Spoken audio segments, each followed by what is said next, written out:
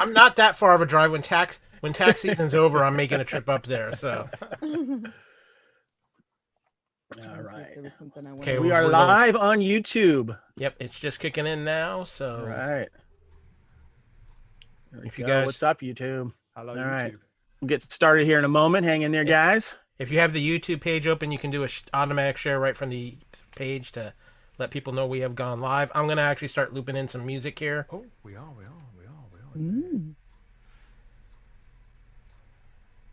Can you update the actual what it's called on YouTube? Because right now it says Kyle Wagner's personal meeting room. I cannot do that at this point, but okay. I feel like I'm bathed in light now. I've got my other screen up. I'm going to share this. I think I already have actually. But share it onto the page. Hello, everybody. Whoever's watching. Is anybody watching? Yes, hello. We've got one. Hello. Whoever you are. All right, let me get the chat open here.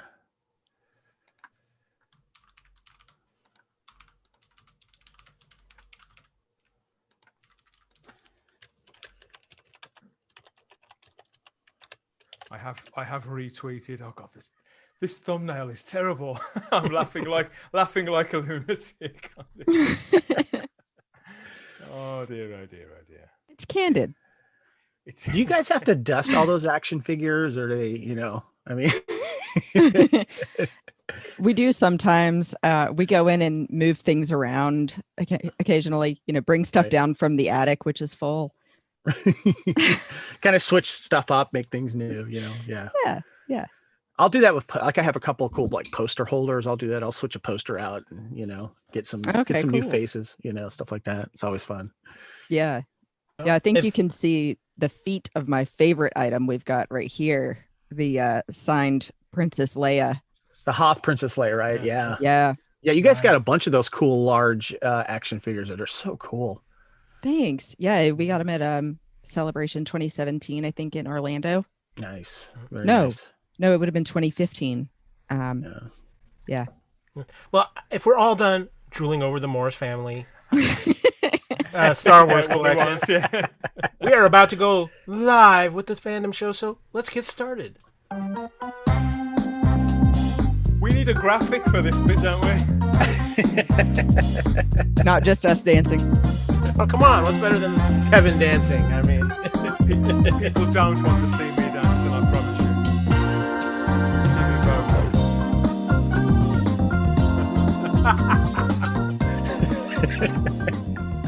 It's like the Muppet Show. I know, right? Who's Waldorf? Probably. Welcome to the latest edition of the Fandom Show here on the Fandom Podcast Network YouTube channel. Exciting times. The third episode. We took a little break over the Christmas holiday. Let me introduce the panel here because, as you know, the Fandom Show is a roundtable discussion of everything that's going on, not only in fandom, but what we got going on here at the Fandom Podcast Network and whatever guests we have and what they're doing in the podcast and fandom world. And we've got a heck of a panel today, kind of watching the chat on YouTube and communicating with you guys, as well as he's one of the co-founders here at the Fandom Podcast Network, Mr. Kevin Reitzel. What's up, guys? Yeah, I'm excited. I love the Fandom show. Get touch a little bit on everything. And I did a little reorganization behind me. And you may notice right up here, I have John Spartan and Simon Phoenix right behind the car. So there you go. You know what I like about that, Kevin? There's a little less Raider-esque to it. I got a little bit of that. I know you got Raider Gru behind you. But I got John Wick over here too, and I got the Orville and Star Trek Highlander. I got Ahsoka right here. So yeah. There we go. But you know what? It continues with the man who actually originated the idea for the Fandom show and is doing some pretty big things over at Type 40, our Doctor Who podcast, which we're going to talk about here soon. But that is Mr. Dan Hadley. Hello, everybody. Nice to see. Yes, I'm doing extra dimensional things over there in Type 40. Things that can't be spoken of, unless you're a Time Lord, obviously, in our native tongue. But I'll tell you all about it later on. And finally, our special guest joining the panel today. She's my personal favorite, Jessica Jones. I mean, there's just no doubt about that. But she's all over the place. Where you're going to get to know her in this episode. If you don't already know her, because I mean, she is amazing. We love her around here. That is the lovely, talented Christy Morris. Wow, thank you so much for that warm introduction. And I can't believe I'm somebody's favorite anything, but especially Jessica Jones. Maybe one day I'll meet the real one. Yeah, well, I threw out a Khaleesi too. I've seen that. Yeah. There we go. Oh, yeah, that's true. Dan, I need to share those pictures with you. Elise and Jessica Jones all in one. Khaleesi, she has a picture with her as Khaleesi, and Jason Momoa is lifting her up.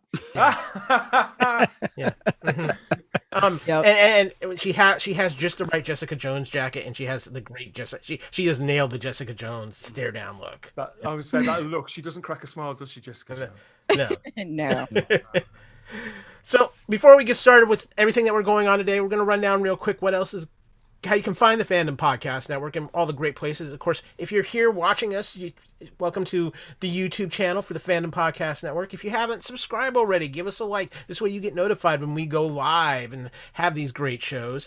Also, too, if you're just listening to us for podcasting, of course, our master feed at fpnet.podbean.com. But you can find us on all the major podcast catchers, including iTunes, iHeartRadio, Spotify, and so many others. Of course, too, if you want to follow the Fandom Podcast Network on social media, go to our Facebook page, Fandom Podcast Network. We try to keep you updated on all the news that's going on in fandom, no matter what the fandom is. Heck, we even throw a little football out there every once in a while. You can email us directly at fandompodcastnetwork@gmail.com or follow us on Instagram, Fandom Podcast Network. And finally, we're on Twitter at FanPod Network. You can find myself, Kyle, on Twitter at AKyleW or on Instagram at AKyleFandom. Kevin, where can people find you on social media? You can find me on Facebook, and you can also find me on Twitter and Instagram at Spartan_Phoenix. He's including props this week. He didn't say anything about that. But Dan, I know you've been filling up with a lot of regeneration energy lately, but I know people can still find you out there on social media.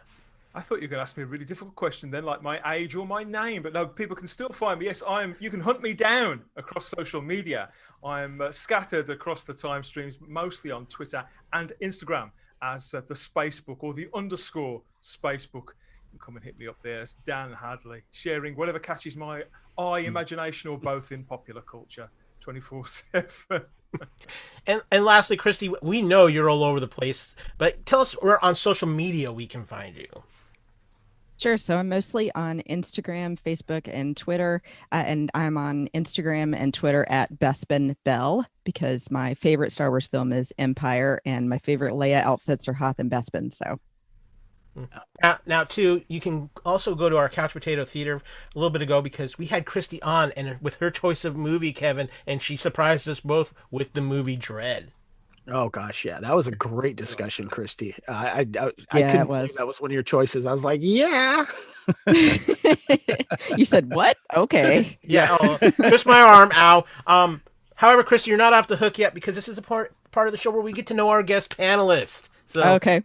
kind of tell us a little bit about some of your favorite let's start with some of your favorite fandoms. We know obviously Star Wars. We know you're there, but I know you have several others as well. Yeah, so Star Wars, of course, is the big one, which you can tell by looking behind me in the Star Wars room we have here. But aside from that, actually, my biggest ones are Harry Potter and Doctor Who a little bit. I'm actually wearing my Doctor Who earrings today. And then Dungeons and Dragons as of the last few years. So those are the big ones. Mm-hmm. Now you're out there in the podcast world. You appear on a few podcasts besides just making a nice guest appearance here at the Fandom Podcast Network, which we always love when you're here. But you've got some very fun stuff that you're doing out there right now. Yes. So I do a podcast every week with my great friend Matt Rushing called the 602 Club, and that's on the Trek FM network. And we do movie, TV, and book reviews. And I think recently we covered Soul. So I hope everyone will check that out. It's at the 602 Club on Twitter and 602 Club TFM on Instagram. What's really cool. Sorry, real quick. What's really cool about that show is that even though you're on a Star Trek network, you're the one show that covers everything outside of Star Trek, which is really cool. And the show that you have gives you a lot of freedom to touch other different fandoms, which is great.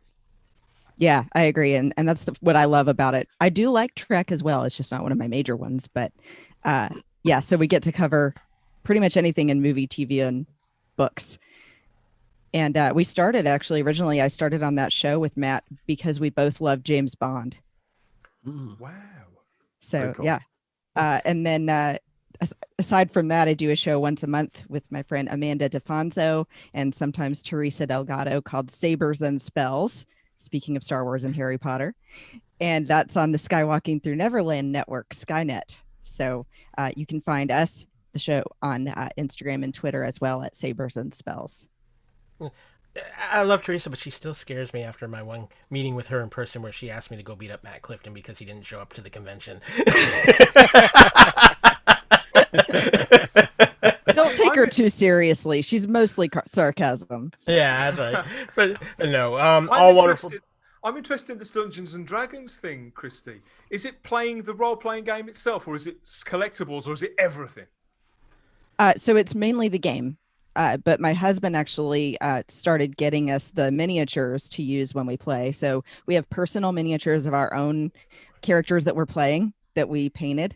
And then he's got tons of other ones and starting to also build some scenery. So, like rock walls and stuff.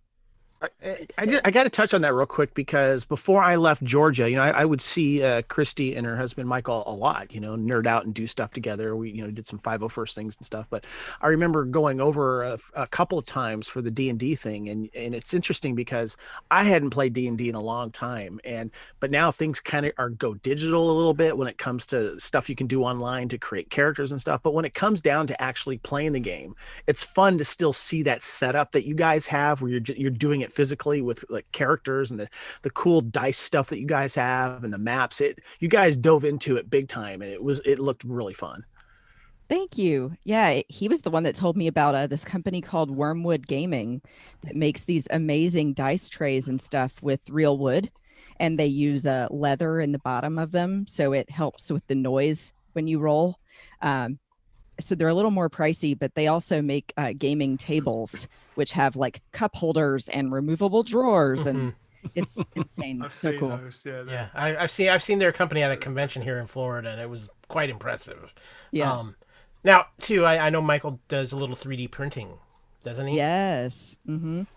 Yeah, he's got a regular FTM printer that does like traditional 3D printing where it's got the spools of filament that go through and melt down and then print. It seems like still to me that it's magic, 3D printing in our lifetime is crazy. But he's also got a resin one. So that does dipping in chemical upside down and brings them up. And they're a lot different look because the resin makes them very smooth. Interesting. See, you just make your own characters at home. You don't go out and buy them. You just make your own. Right? Yeah, exactly.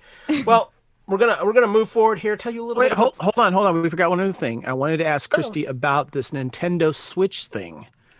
Tell us about this. So another thing Teresa got me into. She's roping me into everything. I heard about the Switch. I remember when they first came out because it was such a unique idea to be able to switch between handheld and TV console games. And so I thought it was interesting, but a little pricey for something I wasn't sure what kind of games would have. But we finally caved and got one this week. And I now have Animal Crossing and Super Mario Party. Now, my question is, did you get a full-on regular Switch or did you get a Switch Lite? We got a regular Switch. Because those are hard to find. So it's not as bad now. I think it was just when it first started because everybody was now, homebound. It was really popular. Do they have Star Wars games for that too? Yes, they do. Because I own a Star Wars pinball game that is absolutely a blast. Oh, very cool. Nice. There you go. Yeah. So I'm not as familiar with all the games that are available for it yet, but I'm off to a good start. I think it's fun, and I like that you can switch back and forth. That's cool. One of the things about the Switch too is, and I know Christy's probably already been down this rabbit hole. They have a great collection. Once you get on, I think it's $20 a year for their online service, and when you get it, you get a whole back catalog of classic NES games and classic Super Nintendo games that you can play. And it's a big rabbit hole to go down. Which is so funny that you said that to me yesterday because I told him, we already have that because a few years ago, my husband was like, I miss that nostalgia of playing all the different console games I'd played, years and years ago in my childhood. And so we have every game system almost. So yeah, you're saying is you have another room in your house. It's just nothing but game systems. Exactly. It's like Xbox, Xbox 360, Sega Dreamcast, Sega, all of them. I'll be impressed when you have the Sega Master System going. Then we'll talk. Okay. But let's get into what's going on around the Fandom Podcast Network. We've got all kinds of shows. I want to give everybody just a quick rundown of what's going on with those shows. It starts with Culture Clash, our weekly pop culture podcast. Kevin and I took that live on the YouTube channel a couple of months ago, but we still put out the audio version of that. We just did our New Year's Eve, a special on New Year's Eve, where we had a lot of fun. We got some stuff coming up that we're going to talk about, things that are going on in fandom, because there's actually stuff happening again, Kevin. Yeah, it is definitely, and it's so funny because we kind of schedule that show. We've been kind of doing it like every 2 weeks during the holidays, and then we were like, let's take a little break, and then stuff kind of just comes up, but it's nice when that happens because then it happens organically, and it's just fun to jump on and talk about it on YouTube. Yep. However, I think the biggest change going on is what's happening over at Type 40, because there's some big things going around the Fan Podcast Network, and it starts with Mr. Hadley, who I'm going to make the announcement here live. Mr. Hadley is now officially a partner in the Fandom Podcast Network. So, yes, thank you. Yes. So, but with coming with that, it led to a massive regeneration over at Type 40, including new art, new designs, and your own feed for Type 40 now, Dan. I thought you meant me for a minute. But Dan, I will say this: you're still not, Dan. You're still not a ginger. No. I've put the request in. But yes, Type 40 goes from strength to strength. Everybody, thank you for your support. If you're a regular streamer or downloader or an irregular one, nonetheless, anybody who's ever listened, really, thank you. The show is doing really, really well. We've come back for the third season with 3 episodes in, a fourth coming very, very soon. We've had our biggest ever episode, Kyle. I believe this is more streams and downloads than any other for episode It'd be handy if I remembered which episode. It was episode 70, where we got in Richard Molesworth from the BBC restoration team for an exclusive interview and talk about the missing episodes of Doctor Who and all the detective work that's done out there all across the world, trying to track those down. And this guy also works on the special features on the Blu-rays as well. He's made some of the definitive Doctor Who documentaries over the years. And I'm happy to say that he had such a good time that he's coming back. We've got several dates agreed with Richard over the next, well, you wait and find out. But yeah, lots more coming up. There's episode reviews and more nonsense from us at Type 40. And yeah, episodes should come out most weeks with the odd break here and there to recharge the Zyton 7 crystals or whatever else powers up the TARDIS. Our goal is to make your podcast, your Doctor Who podcast, the biggest podcast on the planet for Doctor Who. Biggest extra-dimensional podcast. But yes, I mean, it has got a little bit bigger because now, as Carl was sort of pointing out, we have our own feed as well as part of the Fandom Podcast Network. There's a Type 40 direct feed too, so you can subscribe to that. You can follow that. You could even comment along with the episodes. Let us know what we're doing right, what we're doing wrong, what you'd like to see or hear, I should say, more of from across the Doctor Who universes and dimensions. I have something I'd like to hear more about. Oh, go on. The potato one. The potato one. The potato world? No, it was a joke from Matt Smith when he said, "Oh, I'm the doctor one, you're the potato one." Well, we'll put that in the suggestion box by all means, Christy. I like that. She's challenging you, bro. Yeah. I like this already. Consider it an open invitation, Christy. We'll get you on to talk about potato. Awesome. So, Kevin, you also head up Blood of Kings over here at the Fan Podcast Network. You and your co-host Lee spent all month of December hyping merchandise. Yes, merchandising. That's one of the things that Highlander really excelled at in the 90s, specifically with the addition of the television series. But as of around the last 10 years, it's maybe even more than that. It's been kind of few and far between. But stuff's kind of starting to amp up. We went back and talked about the 1990 catalogs from the TV series and from the movies that were very popular. And we talked about new stuff that's out right now, including even shirts on TeePublic that we partner with. and some new shows. And of course, there's the fandom is very curious and anticipating this reboot of Highlander that's supposed to be happening with John Wick director Chad Stahelski. It's still in the production phases and such. But what's interesting about 2021 is that, and we kind of share an anniversary. When I mean we, the Fandom Podcast Network, when we first started the Fandom Podcast Network, we were celebrating the 30th anniversary of Highlander. Well, this year is the 35th anniversary of Highlander, and we're going to be celebrating that. We're going to be looking back at the original series, of course, Lee and I, and we got a bunch of other stuff that we're going to be touching with too on the 35th anniversary. We're going to be getting in some new voices as guests as well. We also, what was really cool was that Lee and I were invited on the Latino America Highlander There Can Be Only One live Facebook show, which was great. And we had Lee was great because he knows Spanish and he was able to understand a little bit. But when I was being asked questions, they had a translator, which was very cool. So yeah, we're going to be celebrating Highlander, of course, the whole entire universe and such. And we're going to be getting some new guests on as well. We're very excited. Very cool. And then we have Couch Potato Theater, which we wrapped up the previous year, Kevin, with you and I doing a live show on our YouTube channel on Scrooged, one of our favorite Christmas movies. But we got some big plans for 2021 with Couch Potato Theater.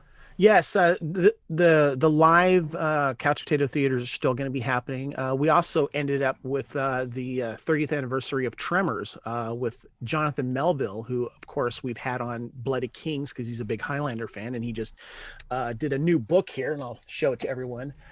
A Kind of Magic, Making of the Original Highlander. But he also wrote a book on Tremors back in 2015, and he's also providing a audio commentary on the 30th anniversary of that. I think it's a 4K Blu-ray that just came out in December. But yeah, we got some other plans going on. We're going to revisit The Last Starfighter. We'll probably hit up Christy again because there's a few movies that were on her list. And one thing too, this is the 40th anniversary of certain movies in a certain year. And if you don't mind, Kyle, I'm going to jump over to Time Warp real quick. Yeah, the other show that we have, where Time Warp, we celebrate our favorite fandoms, back in time. And one of the things we do with Time Warp is we look at an entire year of movies and we break it up in several shows. We talk about all the pop culture and music and television in addition to those movies. And what's really cool is that this is the year that we're going to be going back to 1981 because all of those movies are going to be celebrating their 40th anniversary. This is also the beginning of the video VHS boom as well. Also the beginning of the current blockbuster, Star Wars and Jaws, and a lot of those films kind of started it in the late 70s, but the 80s kind of started to perfect the movie theater blockbuster. And one of my my favorite movie of all time, we will be discussing on Time Warp and a Couch Potato Theater, and that's Raiders of the Lost Ark. So we're really excited about that. There's just so many good movies that came out in 81, Superman 2, Cannonball Run, For Your Eyes Only, Time Bandits, Arthur, Golden Pond. Those are a lot of the top 10 biggest hits at that time. Yeah, one of my personal favorites for 1981 is the original version of Clash of the Titans. Yes, and also Escape from New York as well. So there's a lot. Amadeus as well. Yeah. Now, if we have Michael Morris on, he can just get on you, Kevin, about any movies that you hadn't seen before he was born. Yeah, you know what? What's funny? What's funny about that is I think I might get Michael on to do a Beastmaster. I think that would be fun because that was one of the movies I hadn't seen that he got on me about, and I love that movie now. Which I still haven't seen, coincidentally. It's a good movie. It really surprised me. Yeah. And then, so we got those fun things planned, but we got other shows here too. What a Piece of Junk, our Star Wars podcast. We just wrapped up all the coverage of the Mandalorian. Those guys have got some other things planned to talk about what's going on in Star Wars. We got the High Republic that's out now. We're going to be covering some of the aspects of the High Republic. And obviously, as we get closer to 2022, with the plethora of Disney Plus shows coming to Star Wars related, that they're going to kick it into full gear over there. Our Union Federation podcast, Kevin, you and I do that, of course, with the great Amy and Haley. We're wrapping up Discovery Season 3, the season finale, this week's record. Then we will kind of do an overview of the season, and then we're going to try to do a little few projects with the Orville and have some fun as we fill the gap as we wait for season 3 to eventually come out. Yes, eventually. Finally, too, we have Lethal Mullet. Adam O'Brien with his Lethal Mullet brand. We're going to announce here, too, that sometime in February, he will be taking Lethal Mullet to its own feed under the Fandom Podcast Network, where he will be expanding, adding, not only bringing his Making Treks and his Mullet Guild things on Dune, which will be returning as we get closer to the release of the Dune film, but he is also Mando Mullet. Yes, he and Lee are going to be touching on Star Wars stuff for his Lethal Mullet network there. And recently he just released the episode about the movie Renegades and Double Team and a bunch of great action stuff, including Rising Sun. And I know I'll be on there as well, talking about a lot of good 80s and 90s action films. Yeah. Also, our good friends over at Good Evening and Alfred Hitchcock podcast just recently had their 50th episode celebration, and I know they've got a lot of big things planned for the next year. They're going to be covering everything from the Master of Suspense.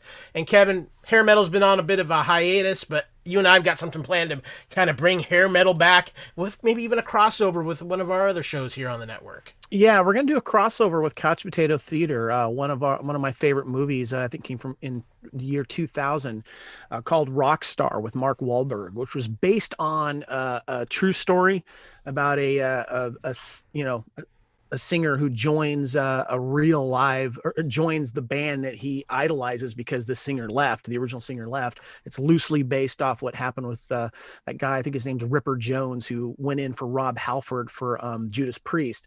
But it's a different tale on it. But it covers my favorite genre of music, which is the whole hair metal rock scene in the 80s. And so we're going to do a little crossover. We're going to do Couch Potato Theater for that movie. And then for hair metal, we're going to talk about the awesome soundtrack and the rock stars from the 80s and the 90s. They got to pull that off as well. Yeah. So very excited there. Also, too, we got a few other ideas planned, so you never know what we're going to do, throw up live on the YouTube channel as we continue to grow it and work on it and refine it. This is the 5-year anniversary of the Fandom Podcast Network already. That doesn't seem possible. That seems like just a Dragon Con a year ago that this whole mess started. But you know what? We've got the Fandom Show here, so let's commence with the Fandom Show. First things first, a little thing we like to do is kind of see where everybody's at in their fandom right now and what they're watching currently. Christy, you're our guest. What are you currently watching out there that's got your attention in fandom?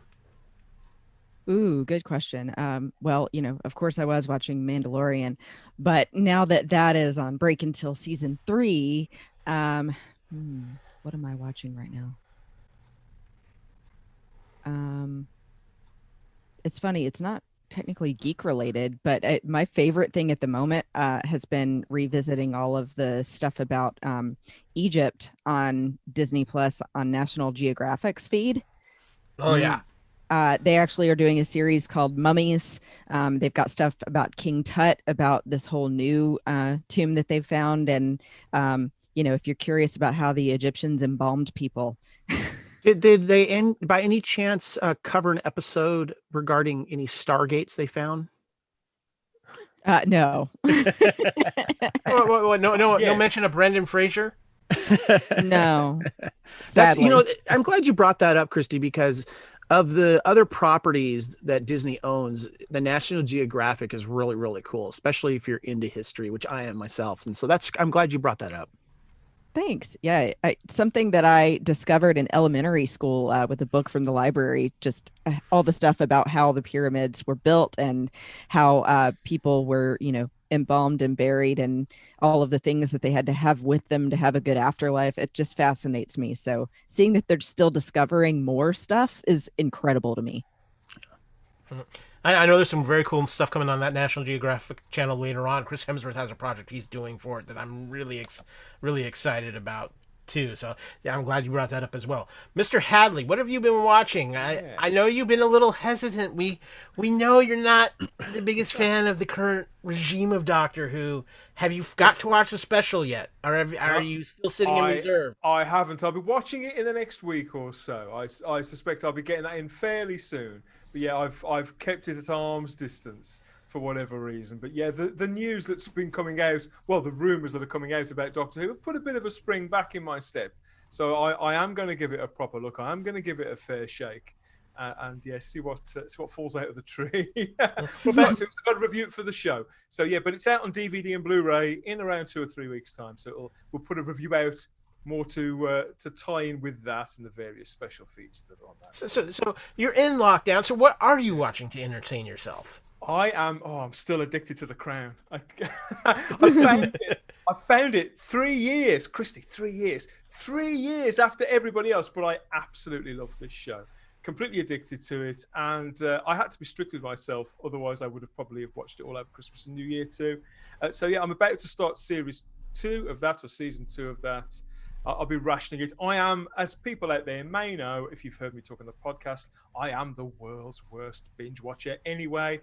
I consider it a big night or a big week if I watch 2 episodes of one show in the average week. So, but my favourite show actually, bar none, of recent years is Cobra Kai. That's just come back. I'm only halfway through season 3, so no spoilers, you lot.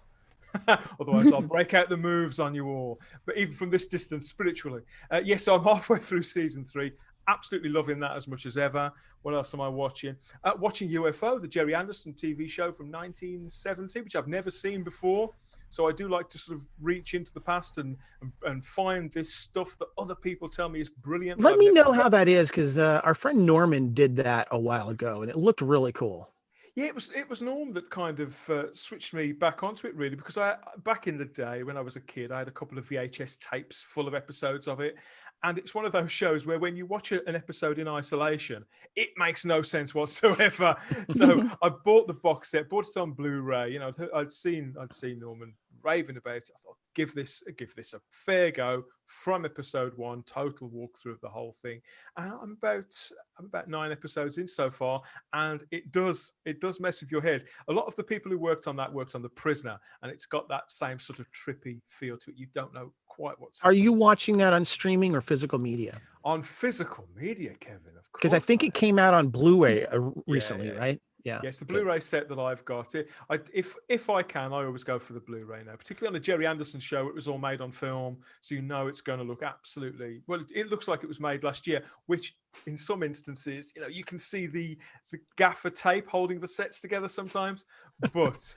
What you lose with that, you gain with other things. The beautiful locations. Obviously, it was filmed in England in 1969. Hold on, it takes place in space, right? It takes place partially on the moon. Well, I'm just going to tell you, you know, they're going to take gaffer tape to the moon, so that could just be a real thing. Yeah, this is true. Everybody's dressed in silver foil on the moon. They've got purple wigs. So I'm really, really enjoying that. What else am I watching? That's about it. I tend to wrap everything up in the run-up to Christmas. But yeah, I'll be starting on series 2 of The Crown and a couple of other things I've got my eye on. The Vikings, people tell me Vikings is brilliant, so I'm going to get on that. Also, I meant to ask, since you mentioned a show called The Crown, Yes. I have found there's so many things that I forgot they added to Amazon Prime that are under that category of British TV. And I got to rewatch one of my favorite series, Black Books. Oh, Black Books. Yeah, I've got that as well. I've only ever seen season 1 of that. Oh, yeah. It's a very peculiar show, even by our standards, Christy. It's a very okay. Yeah, because I had heard of like Ab Fab from a friend of mine, because she goes back and forth to the UK a lot, or was before COVID. But yeah, Black Books I found because when I was studying abroad, I found out about Dylan Moran as a comedian just doing stand-up. And then I said, oh, he does this show I've never heard of. So you do have to like some really dry humor and to find angry comedians funny, but I do. Yeah, he is very, very dry. I find, I mean, some of these shows, I really like Toast of London. That's got a similar kind of edge. It's a bit more zany than Black Books, but it's as if it happens in a parallel version of Britain somehow. It's really quirky, off the wall shows from Channel 4, the TV channel over here, Channel 4, which have got this sort of long legacy of making comedies that no other network would ever have made, because they're that bit more off the wall and a little bit scary. Yeah, it's a good show. I like to try and sort of chip away at these shows. There's Green Wing. I haven't seen Green Wing, and that's another Channel 4 one. If anybody's ever seen that, Michelle Gomez had a start on that, so I've recently bought that just to see her see her do that whole Missy thing before Missy. Yeah. Yeah, gotta love Michelle Gomez. I'm a big fan of that. But Kevin, what have you been watching?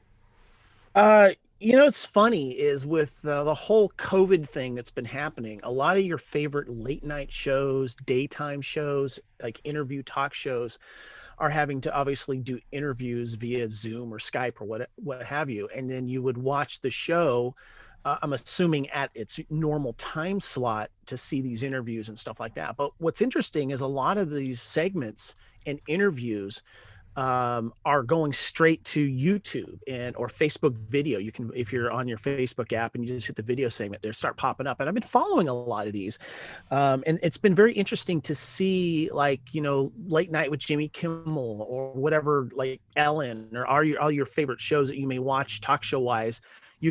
They're releasing these things. The way people are streaming stuff now, it's not necessarily they can wait till at 3:00 in the afternoon to watch these shows when they're heard. So it's been interesting to see what's going on, and I'm kind of following that a little bit. And one of the shows I've actually been watching, it's a GQ YouTube thing called the Iconic series, where they interview actors about their most iconic characters they've done over the last 10-20 years, and they talk about it. And I just recently watched the Ethan Hawke one, which was very cool, talking about his Before series, and of course, working with all these famous actors and Denzel Washington and all that kind of stuff. It's really fascinating. And I think the first one I ended up watching was the Nicolas Cage one, which me to the new Netflix series, which is very entertaining, The History of Swear Words, which I marathoned all 6 episodes. They're only about 30 minutes each, and Nicolas Cage is the host of it, and it's very entertaining. They get into the history.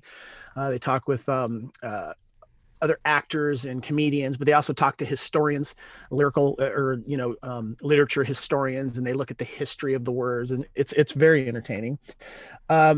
Because everyone was a huge fan always on Amazon about the vigilante group that hunts down and tries to get rid of these superheroes that are not so superhero behind the scenes. And Anthony Starr, who plays Homelander, kind of became a breakout hit with that because of his despicable character behind the scenes. He starred in this series called Banshee for 4 seasons on Cinemax, and a lot of people are turning to this show. And I just finished season 3, going right into the final season. It is fantastic. It's about a guy who gets out of prison. He's a master thief, and he takes over the identity of a dead sheriff in a small town called Banshee, Pennsylvania. And he's trying to get some old scores, but also having to deal with a local crime lord and a lot of outside bad people. And it's just a great show because there's really not a lot of good people in it, but there's certain people that you're rooting for, and there's a lot of action, if you're into that type of thing. Also found a great documentary that our friend Matthew Clifton told me about, called Inmate Number One, a great documentary on Danny Trejo, through his early days of being a very bad person and having to go to prison for a long time, and how he started redemption and getting into movies. And he was just a fantastic journey to watch him through all these years. He came around about it. And there's a show I'm kind of a little embarrassed to admit that I got sucked into. My lovely fiance Erin was telling me about it. It kind of sounded like a show for girls, but I started to watch. Have you heard of this show called Bridgerton on Netflix? Oh, anyone? God, I've heard of it, but I haven't seen it. It's basically a late 1700s, early 1800s version of Gone Girl, about the Regency era of England.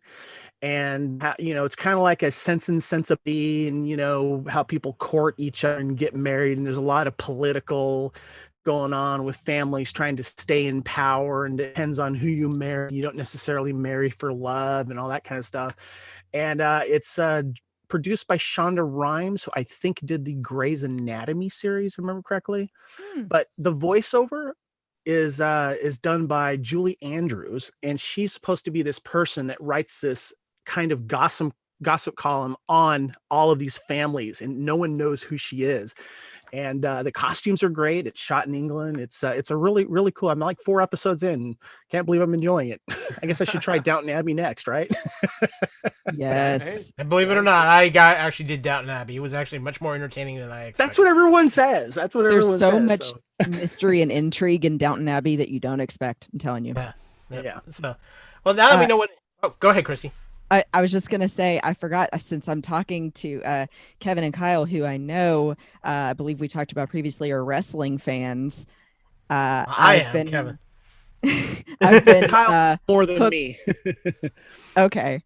Well, Michael got me into it when we started dating in 2010, and I'm now hooked on Total Bellas. Oh, yeah. Okay. Yeah, I understand why. They're The Bella twins are the best. I love them. I want to be like the third sister. No, Chrissy, here's what's fun. Just a side note. Kevin now has a new wrestling infatuation. He actually, there's something in wrestling he wants to know about. Thanks to the Mandalorian. Sasha Banks is now high on Kevin's I need to know more list. I'm just saying, when I go through the toy section in Walmart, it's the first time I'm looking at the wrestling toys. Just saying. And she was one of my favorites back from NXT. Oh yeah. And, I had a T-shirt that said "The Legit Boss" and the back said Banks on it. Well, because we know Christy is actually the real legit boss, especially at the Morris household. So, well, with that, let's move on to the fandom table, where we talk about some of the things that are going on and give our thoughts on it. Kind of a little quick roundtable thing. First of all, most important question. I know Kevin's watched it. I know I've watched it. Mr. Hadley has admitted he's only halfway through it. We're going to get to that in a minute. Christy, have you watched Cobra Kai season 3? Not season 3, 1 and 2 though. I have. Okay, so for those of you who, if you don't know about Cobra Kai, that's just wrong because it's everywhere. Cobra Kai is based off the Karate Kid films, and its first 2 seasons were originally on YouTube, which Kevin and I were pushing from the minute it came out on YouTube, along with Aaron Gill and a couple others. Then it went to Netflix and blew up. Everybody started to check it out. Everybody started to watch it. And it's a continuation 30 years later. Where's the Johnny character? Where's the Daniel LaRusso character? Their kids, everything that's going on. And it's just been a cultural phenomenon. Well, season 3, which was supposed to come out around the 15th of January, decided to take advantage of a little gap with nothing coming out and came out New Year's Day on Netflix. Is like, hey, everybody needs this. Mr. Hadley, Kevin and I both binged this in one day. I know you have horrible binging habits. That's what New Year's Day was for, and it was very smart. Cobra Kai did that for New Year's Day. I know that people do this, but it amazes me. In a whole day, I know it's probably only around 5 or 6 hours worth of content, but even so. but my question is, Mr. Hadley. Yes, you're only halfway through. How can you not want to know what's happening next, the way that show goes? I'm desperate to want to know what happened. I've just watched the middle episode where he gets given a little scroll at the end. I'm not going to spoil it for anybody watching or for Christy. Oh, thank you. That episode affected me. I thought that particular episode, all the way through this, because those films mean so much to me, all the way through this series, I'm always thinking, as much as I'm enjoying it, I hope they never fracture the charm of the films whilst they're making this show. And this was the closest I think I was sort of hanging on for dear life, and they really pulled it off. And I just think it's a beautiful show in many respects. First of all, it's beautifully simple. The charm of it, it's so honest about what it is. There's no pretensions about it whatsoever. And I feel like I'm watching real people all the time with good points and bad. I describe it to people as the show where nobody's the bad guy, and I genuinely believe that. Even could Martin Cove be? No, but Kreese is the bad guy. Yeah, there's no way around that. Generally speaking, there's no bad guy. But for me, even though it's set now, it could be set in the 80s. Its themes are fairly universal, and it uses all the music from the soundtrack albums, which I bought on vinyl back then when I was a kid. I had them for Christmas and stuff like that. Karate Kids, particularly 1 and 2, just meant the world to me. Always have. So it's a wonderful, wonderful series. But the only thing is, isn't it the same? It's like when your favourite band that you've sort of been to see in these small venues for a few years gets discovered by the mainstream.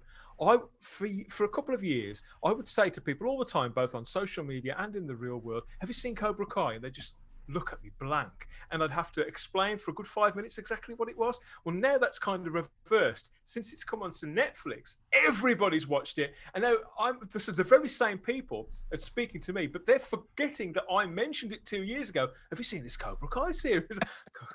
Yes, I have. I've seen it.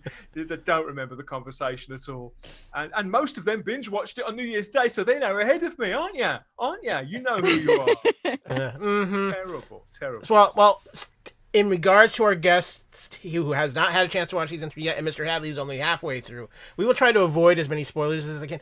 Kevin and I will be doing a live culture clash later this week, which we are going to dive deep into Cobra Kai season 3 with spoilers. So just forewarning there. But Kevin, I know you love sweeping the leg, and Cobra Kai season 3 gave us, I think, without giving us spoilers, but gave us everything we were hoping for in season 3, and a lot of surprises as well. Yeah, it definitely did. It hit all the right chords, and this show is a perfect example if you are looking to pay tribute to an old movie or series or what have you. You don't necessarily need to remake it. Continue it and dive into the characters that you've established, and give extra depth into what we originally saw from them. And William Zabka, who plays Johnny, is the perfect example of how you do it correctly. And of course, with Ralph Macchio as Daniel, and then diving into the history of Miyagi and all that kind of stuff. And this is the perfect example of how you handle nostalgia, as well as building on that and giving you something new to keep looking forward to. And it's just a fantastic show, and I'm so happy that so many people have discovered it because of Netflix and jumping onto it. And of all the social media I have seen, everyone that has seen Cobra Kai, I have not seen anyone be negative about it and say, that was a waste of my time. Maybe a couple little criticisms here and here, but overall, it's been this wonderful thing to see fans unite around. Have you found? I know, Kevin, you're a dad as well, but with this series, it's one thing to be watching these characters and these actors, because it's always the same bloody actors that they get back in these roles, but to see them reunited and meld with the characters again, that's one thing. But what's really surprised me about the show is the younger characters as well. How moving I find it all. Yeah. The character of Tori, played by, is it Peyton List? Yeah. What she got. I mean, to be honest, in season 2, yes, but at the start of this season, there's one moment with her, and you think, if I think about my stepdaughter, would be around the same age, and things that are going on with the boys as well. It just reminds me of my children, and so I find it really, really moving on that level. That's where it's really refreshing, because you see these wonderful actors that have brought these kids to light, but they're acting in a way that we can all sympathize with, and because they don't know how to quite deal with their emotions and to put things aside and handle them one piece at a time. And a lot of the reactions are very emotional, as opposed to where you learn from your mistakes and you step back and go, okay, hold on. And therefore, in a way, it's kind of painfully realistic, but it's great because it is realistic. Do you think it could be as well because, and I know that we swear a lot in this country, but the fact is that in this show, you hear school kids, high school kids swearing, dropping F-bombs, and they say these words, which we know that kids say these words anyway. And I think that was, it's not every other word, but it's measured in such a way that it keeps their voices and their experience and a snapshot of youth, of that in between time between being a kid and being an adult. Yeah. I think when you're establishing your own identity, your own place in the world, and the colourful language is kind of part of that. And I think that really sells, that nails it, and connects with all our experiences of being that age, not just me as a dad. I just adore the thing. Can't wait for them to make some more. But when that will be with the I have no idea. Yep. That is true. Christy, you haven't watched season 3 yet, but you have watched season 1 and 2. What was the appeal for you with Cobra Kai?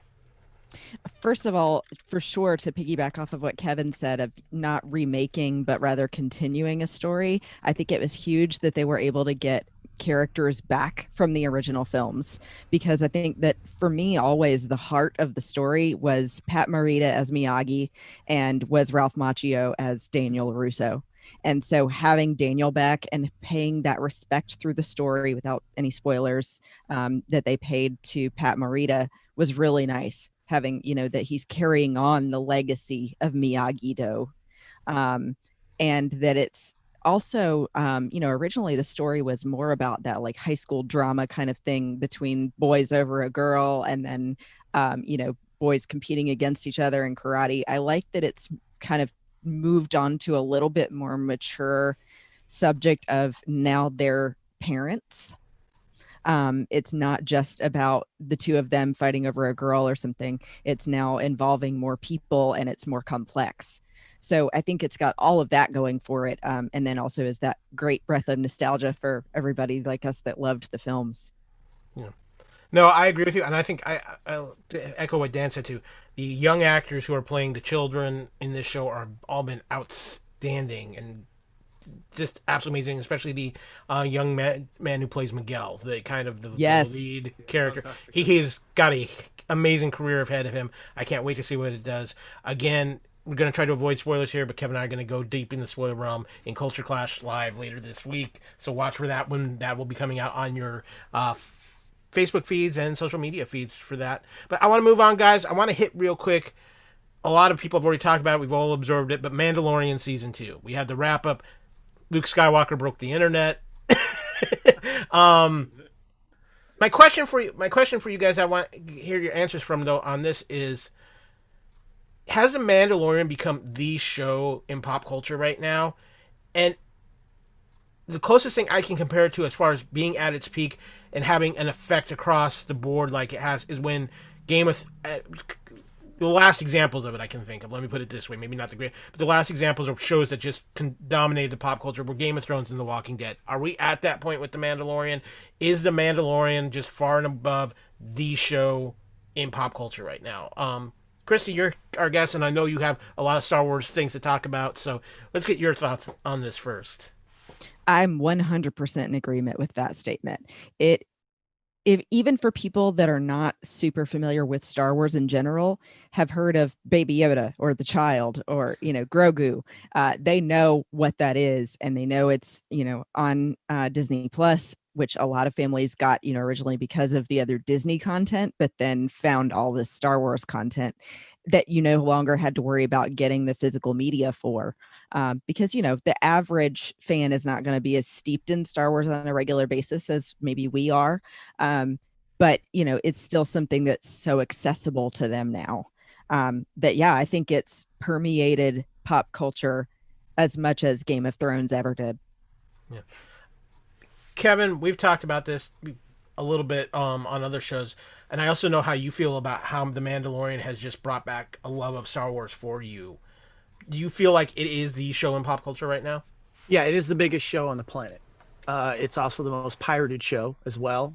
That can tell you how popular the show is. I remember when Game of Thrones came out, same thing. One of the biggest pirated shows. But I think too, it's one of those things that has united a lot of Star Wars fans that were very diverse over the sequel trilogy, and that it's showing a perfect example of catering to the fans and giving them what they want in addition to showing them something new.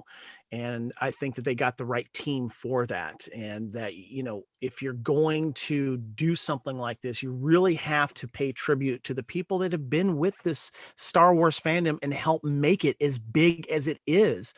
I mean, there are probably, few fandoms you could say that were at the top that are the biggest, and Star Wars is right up there, probably in the top 3 that have been the foremost of fandom over the last 40 years. Next to maybe Star Trek and Doctor Who, and now Harry Potter's getting up there, and Lord of the Rings, those big tentpole fandoms. And there's a lot of whatever side of the fence you are regarding the sequel trilogy. Jon Favreau and Dave Filoni are fans themselves. And I think that's really important. And they're also very good storytellers. And I'm very thankful that they are allowed to do this. And it's the production value of the show is fantastic. The music is fantastic. And all of the wonderful surprises that we've gotten with this series and being able to flesh out certain characters and show us a certain time in the Star Wars universe that is now canon, and just also and bringing back characters that we love. I mean, Boba Fett, Ahsoka, Bo-Katan, and getting that wonderful Luke at the end of the finale in season 2 there. And I just want to give a quick shout out to the chat. We got my buddy Kat, he's in there as well, and of course Derek, who is one of the co-hosts of What a Piece of Junk Star Wars podcast. And Derek says, by the way, I'm not sure if it's the biggest show. The Queen's Gambit had more streams than Mando season 1. It might have had more streams, but I think he thinks that Disney Plus might be limiting that, but maybe that's a reason why it's the most pirated show, because now everyone has Disney Plus, even though Disney Plus has close to 100 million subscribers in its short time. So yeah. Mm-hmm. Now, Mr. Hadley, we haven't actually got a chance to talk to you about your thoughts on Mandalorian season 2. What are you, you're a longtime Star Wars fan. What are your feelings on what how season 2 went, and where it's at in the pop culture lexicon right now? We were embarrassingly slow to catch up with the charm of The Mandalorian in the UK last year, mainly because Disney Plus decided to launch here about 6 or 7 months after The Mandalorian premiered everywhere else. So yes, as Kevin rightly said, this was on the 7 seas, if you know what I mean, and everywhere for way before, but comparatively few people had seen it. So it wasn't in the popular lexicon, and Baby Yoda didn't really make much of an impact when the rest of the world was feeling it. I got to see them thanks to I got to see them, and yes, I got to see them, and I loved it last year. But this year, and I was just the way that you phrased that, is this the biggest show on the planet? And I was trying to think, is there something bigger? And you could argue that there are better shows, but I don't think there are any shows that are as genuinely inviting, as entertaining, as full of flavor. The flavor of Star Wars, I've spoken about that before on this show. The flavor of Star Wars is there, the pure appeal of those original films in particular, but the stuff that's come along since, the very best of what's come along since. And I think it came along in the nick of time. But I think that more importantly, outside of the Star Wars universe, I think it gave people in the age of the binge watch a day of the week to really look forward to something for an hour collectively together. And thankfully it was internationally this time, so we all got it at the same time, and we could all savor those treats, those surprises. And some of the episodes were better than others. I mean, I thought that the penultimate episode was better than the finale myself, with Bill Burr and various others. I thought that was just tremendous. Great episode. Mm-hmm. But I don't really think there was a. I saw lots of criticism of season 2. Oh, this was filler, that was filler. I don't see any of it as filler. It was bigger than the sum of its parts, and this is what I think. And I've used this to describe. Put a penny in the swear jar again to describe when Doctor Who is at its best. That does this too. I don't think it's done it for a while, but in its place, The Mandalorian is doing that time after time after time. And I just wish they could make more than 8 of them a year, because all the characters, they feel, and there are some that I'm more familiar with than others because I've only seen a fraction of the Clone Wars, which I do love, but it's just getting around to watching them. But Bo-Katan and Ahsoka, all these characters, they're casting them so beautifully. They're writing them so nicely, knowing exactly how to balance it to appeal to the mainstream and the geeks. I can't wait to see these people again. It doesn't matter. It doesn't matter what gender they are. It doesn't matter what race they are. Everybody in the Star Wars universe is all aboard for this.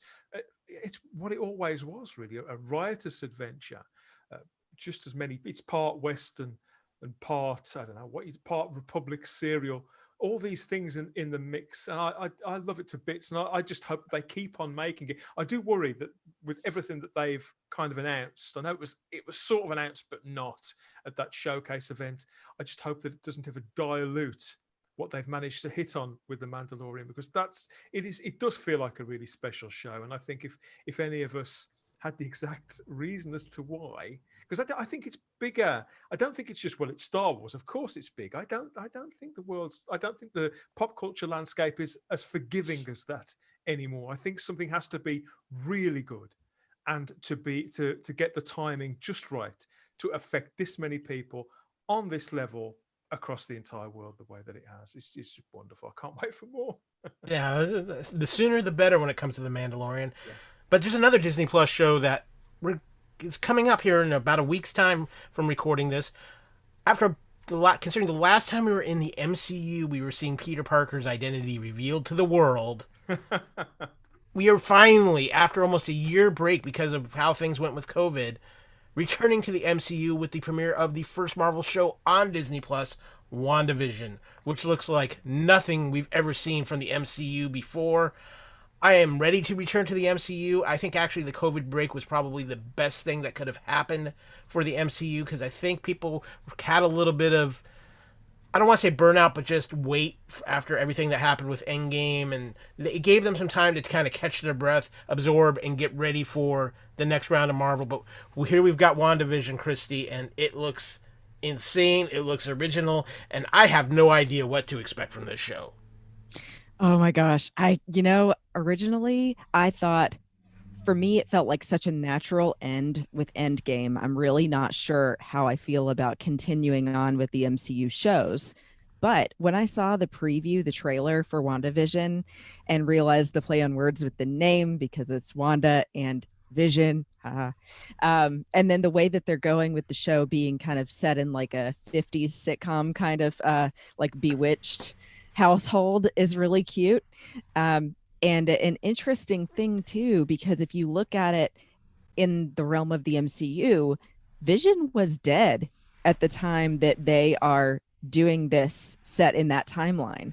So one theory that I've seen out there is that the whole thing happening in this show is actually in Wanda's mind. Well, and that's a key thing, because this show is going to have a lot of direct ties into the new Doctor Strange film coming, not this summer, but in 2022, the Multiverse of Madness. But Kevin, yeah, I have no idea what to expect from the show, and I love that fact. Yeah, funny you bring up Doctor Strange.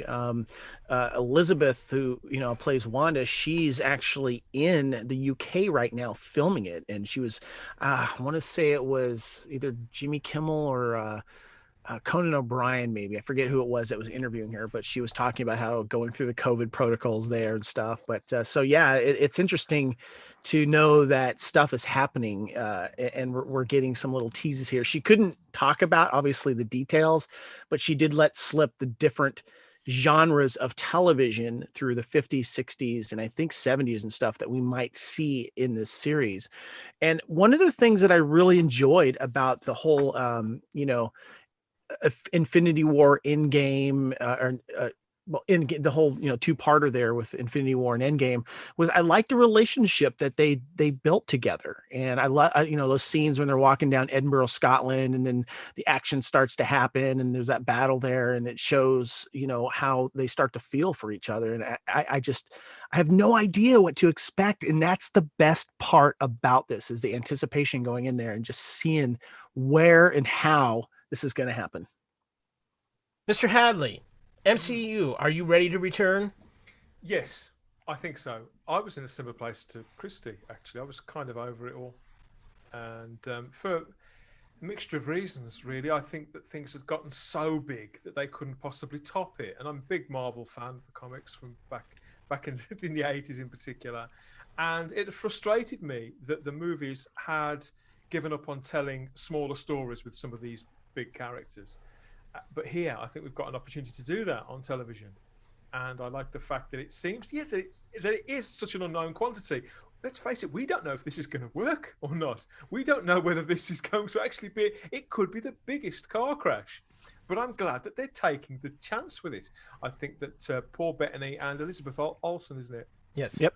I love both of them in these characters, and so I'm on board for that. I think there's 8 of them, so if it is bad, it won't be too painful. It won't come for too long. But yeah, I've got a good feeling about it. I don't really know why.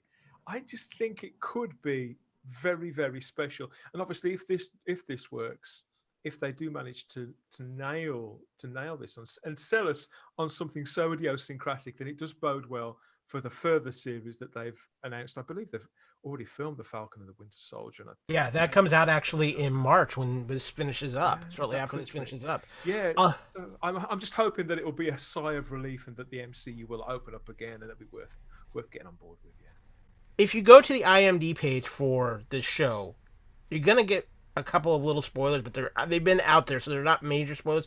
But there are several characters who are smaller level characters in the MCU comic verse that are going to make appearances for this show. But there are a couple MCU characters we're already familiar with that are going to make appearances in this show, including Kat Dennings' Darcy Lewis.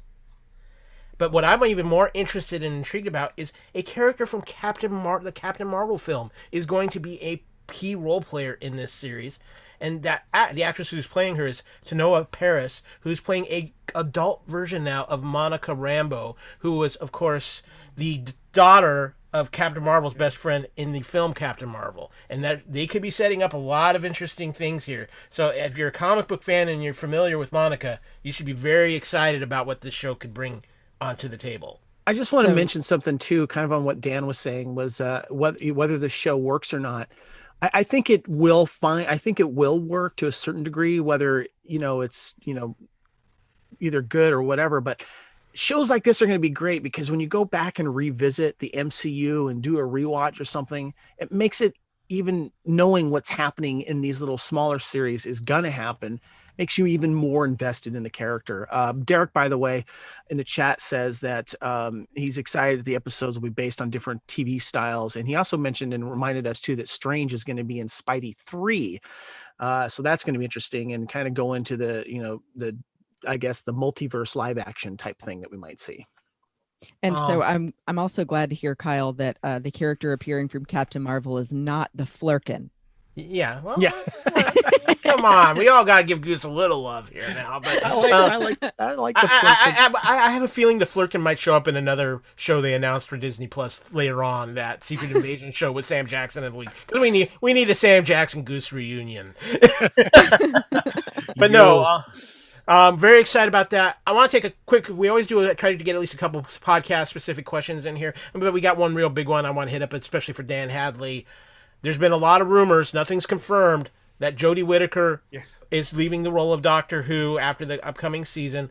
There are a lot of people who are doing a dance of joy about this. There are people who are Jodie fans who aren't necessarily sure, and a lot of people now who are trying to figure out what's gone wrong with Doctor Who. Was it Jodie's casting? Was it Chris Chibnall? Was it a bit of both? I want to just throw my quick 10 cents in here real quick, is that I think what's happened with Doctor Who, and I've been a fan of Doctor Who for a very long time, with this current incarnation, I think a lot of people were excited about Jodie coming in. I think they did a great job of hyping her. And when they first having her show up at Comic-Con, I think Jodie was excited about the opportunity. I think what has happened here is we're looking at two issues with Doctor Who. And I'm not going to bash anybody who's saying they've loved this run. That's their entitlement. I think Chris Chibnall, the writer of Doctor Who, has just not taken it in a direction that it's a similar thing to what the Star Wars sequels have done. They took things in a direction that seemed kind of like we're just throwing out all the prior generations of fans and we're just creating something new here. Yeah. As far as the Jodie as itself, I still put more of the crisis situation that a lot of people feel Doctor Who in on the Chibnall and the creative team. I think it's turned out that Jodie has been a bad fit for the character, and she was Chibnall's choice to play the character. I just think it's a part where you have an actress who maybe is a good actress, but not a fit for the character, and it happens sometimes. You get somebody in that role, it happens sometimes. I don't see the need to throw a ton of hate on Jodie that I've seen on. Well, no, because at the end of the day, Kyle, there's no way that. To be fair to her, there's no way that Jodie Whittaker could have known that before she took the role. The showrunner is the person who should know whether somebody's right for a part or not. Yeah. Well, and so I want to let's get to you, Dan, as our Type 40. if you listen to Type 40, you know Dan has not been a fan at all of this current run, and it's actually in some ways hurt his fandom of Doctor Who as far as what's currently being put out there. Now, my question to you is Dan, and you know, if you listen to Type 40, you've made your feelings very clear on Chibnall and Jodie. But let me ask you this: I know you haven't watched the special yet, and I have told you off mic. I do think that the special that recently aired showed a lot of what could have been and what was wrong with Doctor Who. Yeah. Because I think bringing in John Barrowman and returning Captain Jack Harkness to, and especially having Jodie play off of Doctor, play off Captain Jack, that was the first time in a very long time I felt like Jodie was actually kind of getting the Doctor. And I kind of wonder if John Barrowman didn't pull her aside at some point and just say, just play off me. I know what I'm doing here, because it felt like the Doctor. But Dan, it's just been, since this run started, it's been all over the place and very split on the fandom. Yeah, it's been an uncategorical disaster. It's certainly in the UK. I mean, the ratings in America are shocking. You know, it's now 300,000 viewers per episode, whereas it was, well over, it was like 4 times that amount. So ratings are appalling all over the world. Over here, the show has become a national joke. People are back to taking the mickey out of it. I was going to swear then. People are back to teasing the show for being the most PC show on TV, for being so agenda-led, for having such thin characterization, for the tokenizing of not just ethnic minorities, but of homosexuals and all other manner of things. And it all boils down to the same thing. And it's the fact that Chris Chibnall, the current showrunner, hasn't really got a take on the character, hasn't really got a take on this universe. I suspected this right at the start of his tenure, but I kind of trusted him because I'd liked the things that he'd done before. I trusted him because even though I couldn't see how Jodie was a fit for the character, I've liked her in so many other things. I placed faith. And as it happens, I mean, you're right. I think the bulk of the blame has to go on the showrunner, because he decides who's right for which parts. He offers them. Who wouldn't jump at a character like the Doctor, given the chance to play them? Professional actors, of course, he jumped at it. But he should have known that intrinsically she couldn't connect with the part. And honestly, I think that Jodie Whittaker doesn't understand the character at all. Certainly at the point that she is now. I don't think she understood it then. I don't think she understands it now. I don't necessarily think she understands science fiction and fantasy content. I think she views the Doctor as a silly kind of children's character who's very superficial, and it's all about the exterior, and she dresses like a superhero, behaves like a superhero. She's got no flaws at all. She's never tormented by any situation she's put into. And she's got no real take on how to play the character. She's famously been quoted as saying that she didn't want to watch earlier episodes. She didn't find it helpful, but she'd seen some of David Tennant's episodes. So she just came in and did what David Tennant did rather than looked. And this should have been down to a casting director or a director or an acting coach. I've said this before. Acting coaches work with actors, professional actors, all the time. If Robert De Niro can have an acting coach, so can you, Jodie. A good acting coach would have worked with the actor or actress to find that character inside and bring it out, because I think most actors have got a Doctor, a take on that character inside them, and she's now further away from that than she was in week 1. I mean, when I think the last time that Doctor Who felt like it really mattered, and this is regardless of what people out there think of the episode, because I know this divided people, but the last time it really mattered was the episode Rosa. That was the last time there was any positive conversation around Doctor Who at all. Everything since then has been a downward slide.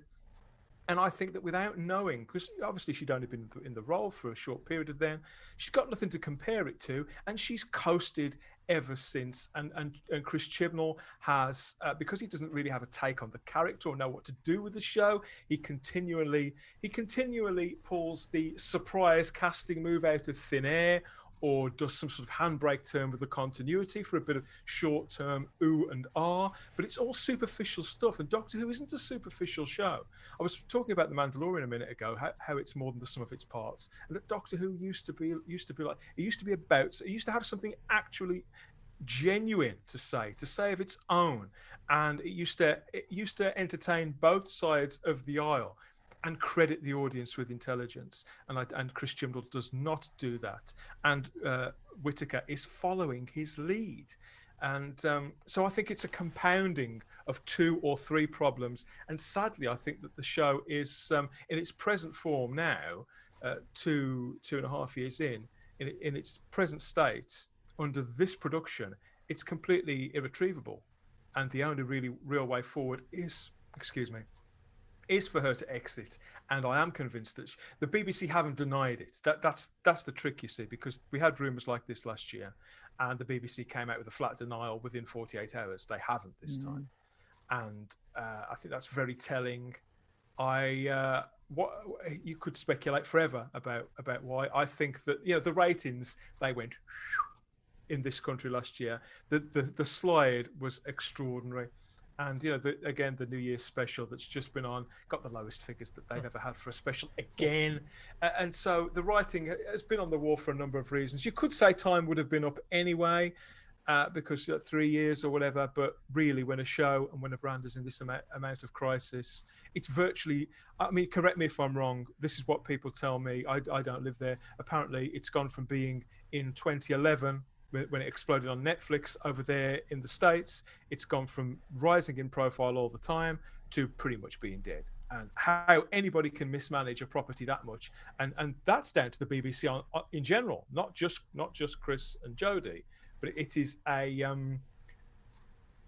God, let's keep it PG. Yes, it's a car crash. Yeah, it's a car crash, and it needs putting out. Yeah, so. We've got the UK side of it here. Yeah, we've got the UK side of it here. Other than that, I've got no opinion about it. Yeah, well, the expert side of it. Yeah, the expert side of it, the UK side of it. Christy, since I know you're a bit of a Doctor Who fan yourself, have you been following the Whittaker run? And what were your thoughts on this? And are you think it's time for a change? Are we due for another regeneration? Or have you enjoyed what Jodie's done? So here's the crazy thing. I remember seeing when Jodie was announced and thinking, wow, this is so unprecedented for having the first ever female doctor. But then, thinking back to how they've done Doctor Who previously, although it was always a man playing the character, it's really kind of a non-gender specific character. It was the doctor and the companion. So it could be either one. But I actually have not watched any of Jodie's episodes. I actually had stopped with Matt Smith. And I think that definitely now have seen exactly what you were talking about, Dan, how it's declined. And I think that's true, how it's declined in the States as well. I think that Capaldi seemed to really keep it going. But then once it hit the end of his run, I haven't really seen it being anywhere near as popular as it was with when Matt's run was around. Kevin? I wanted to touch on kind of being a casual fan, because when the first season aired, I remember buying it on iTunes and watching it. I remember joining a few of those early episodes of Type 40 with you, Dan, and you guys were kind of getting a casual fan's opinion on this. And I haven't returned to it because it didn't grab me. And one of my biggest issues was too many companions. I'm sorry. Stick it to one. Keep it simple. Why change it? See, that speaks volumes to me. Because, and this is both of you, Christy and Kevin, it's because the show doesn't feel relevant anymore. And how ironic is that when this showrunner is going out of his way and the star is talking a good game all the time?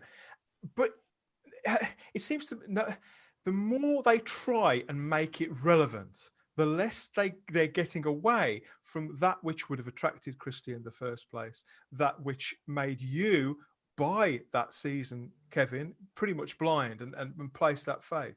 Sorry for interrupting. No worries. Yeah.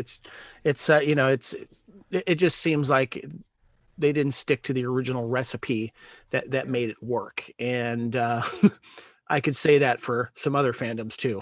It's exactly the same thing. It's exactly the same. Yeah. To kind of close out the thumb is what's going to be interesting if Whittaker leaves, Chibnall stays, and what happens then. And if the show doesn't change, then we really know a lot of it is on Chibnall, and we'll see what's going to happen and who the next Doctor is going to be. But we're going to take a quick break here so everybody can kind of get their thoughts together. And then we'll be right back to get into kind of our feature presentation for the Fandom Show. We're going to take a look back at 2020 and a look ahead at 2021 and see what we're pulling out of 2020 and what we might be looking forward to. We'll be right back. Thank you for listening. We hope you're enjoying this podcast. We like to continue to feed your ears by inviting you to listen to the Fandom Podcast Network and all of the other awesome shows we have to offer. It starts with our flagship show, Culture Clash, our weekly pop culture news podcast. Bloody Kings, our Highlander podcast. Couch Potato Theater, our podcast celebrating our favorite movies. Time Warp, the Fandom Flashback podcast discussing a year in movies and our favorite pop culture topics. End Zone, the NFL podcast. Good Evening, an Alfred Hitchcock podcast. Union Federation, our Star Trek and Orville podcast. Hair Metal, the 80s and early 90s rock metal podcast. Type 40, our Doctor Who podcast. Lethal Mullet, a 1980s and 90s action film podcast.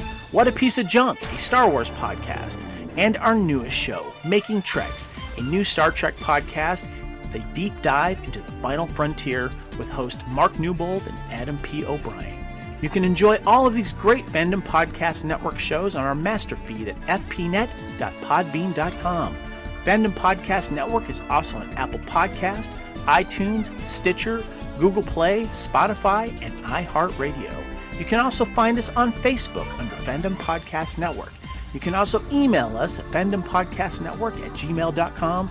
You can also find us on Instagram and Twitter under Fandom Podcast Network. Thank you for listening, and remember, respect others and enjoy your fandom.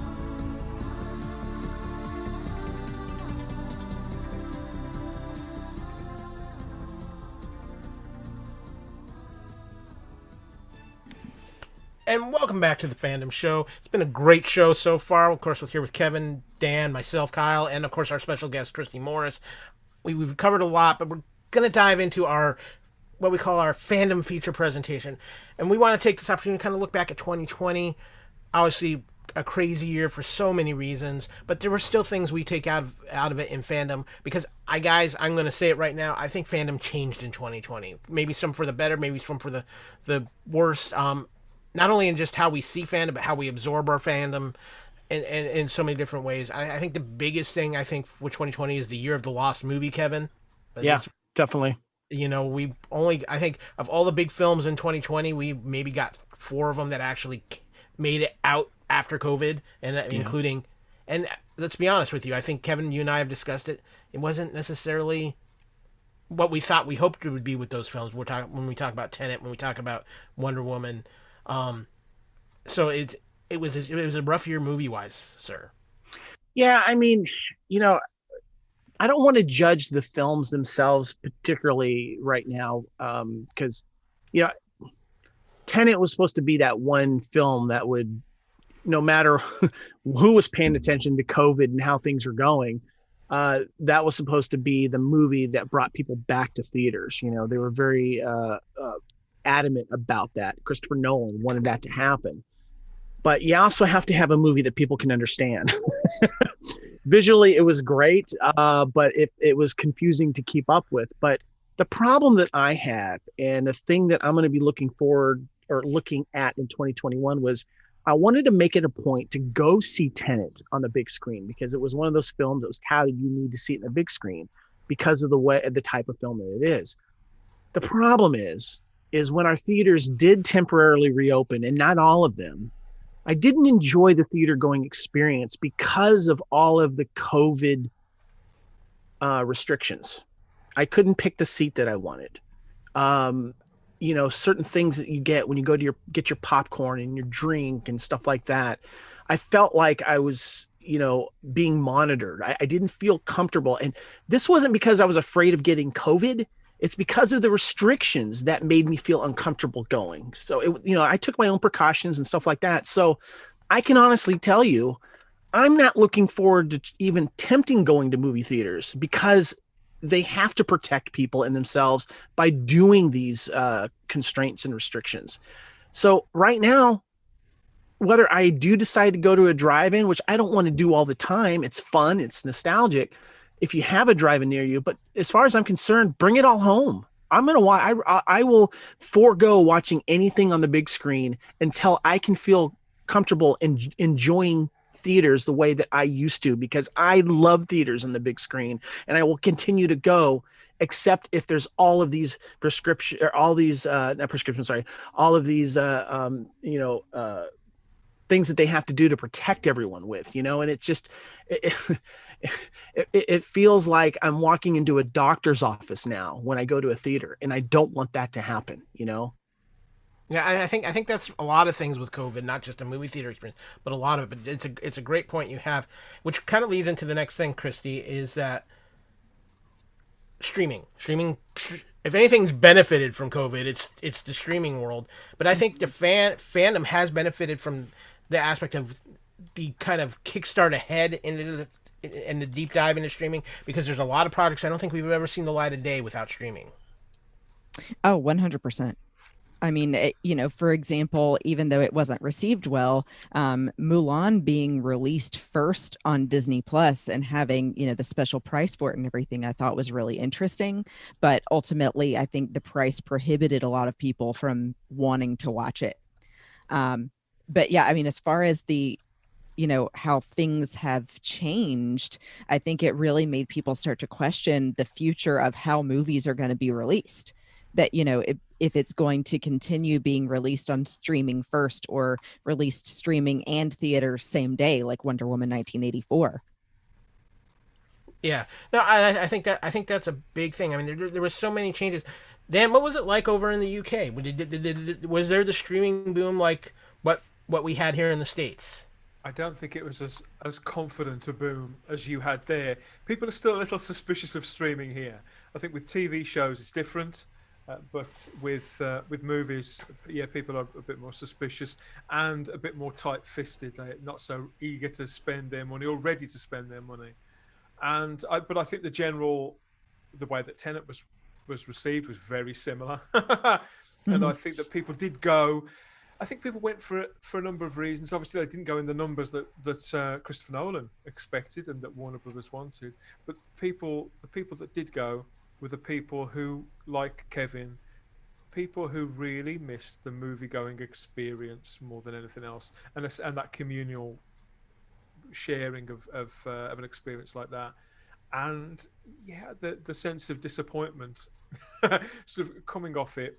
I hadn't thought about that. All that stuff you said just about not being able to pick your seat, it dilutes the appeal and the occasion of it. And I felt like I should have been wearing a hazmat suit, it was that type it takes of away the situation. specialness of it. And you had a row in front of you taken away, a row behind you, which is nice when you don't have people kicking on your seats, but that limits the where you can sit when you order a ticket. And there's I just was not an enjoyable experience. Hearing you talk like that, because I know how much the experience means to you, as it does to all of us. It's that's hit me right between the eyes.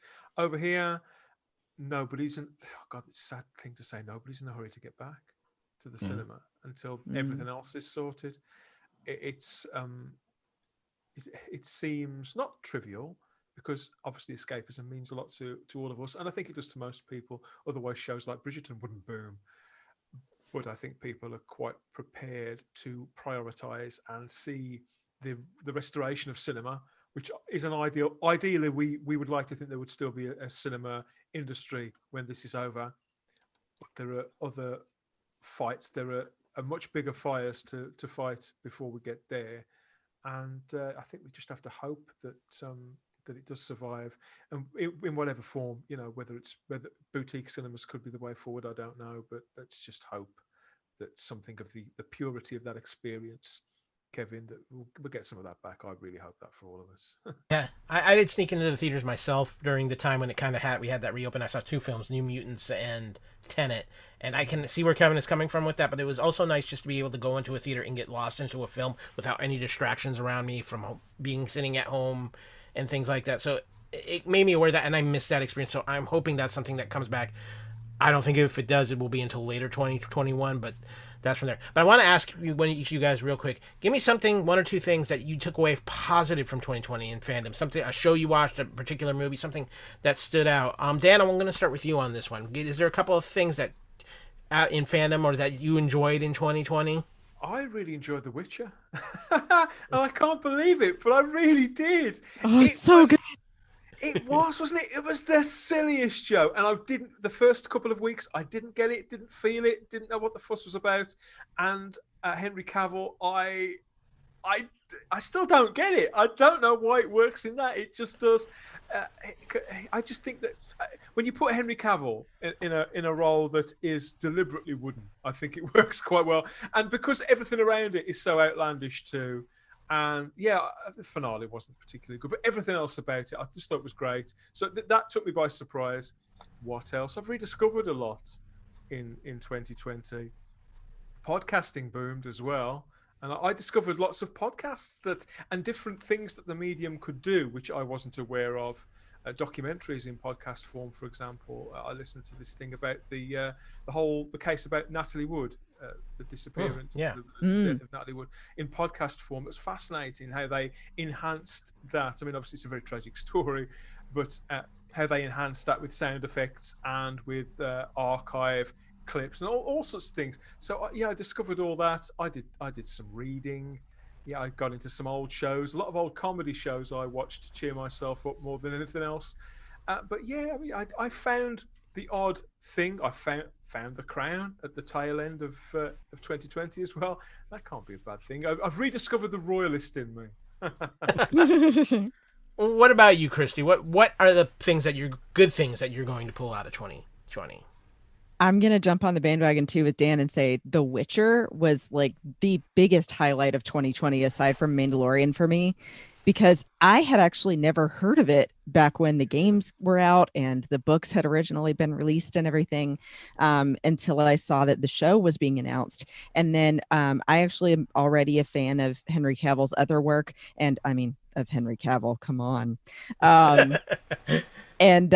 And just thought that this was incredible. And like you said, Dan, like how well it works for being such a quirky kind of subject matter of like, he's a monster hunter and he's a mutant.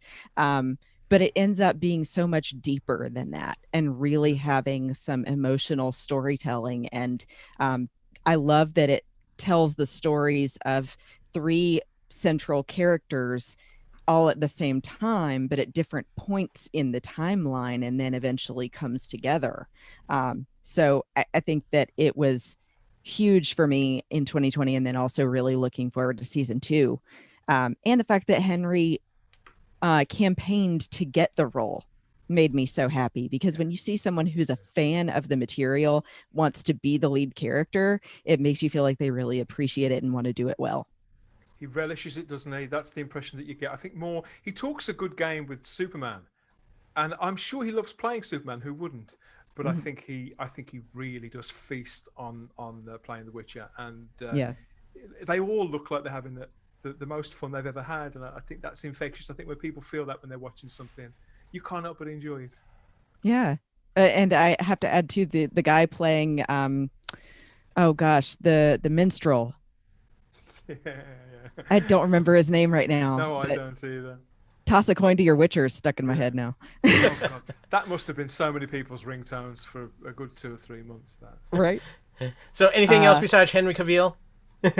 Yes. The other thing for me was more Dungeons and Dragons stuff. I started getting into watching Critical Role, which is a group of people that were playing originally as friends and are all voice actors for their career, and then started streaming that live, and it just became this huge thing. They did a GoFundMe, and I think originally their goal was to raise like $10,000 or something, and they ended up raising I think 10 million.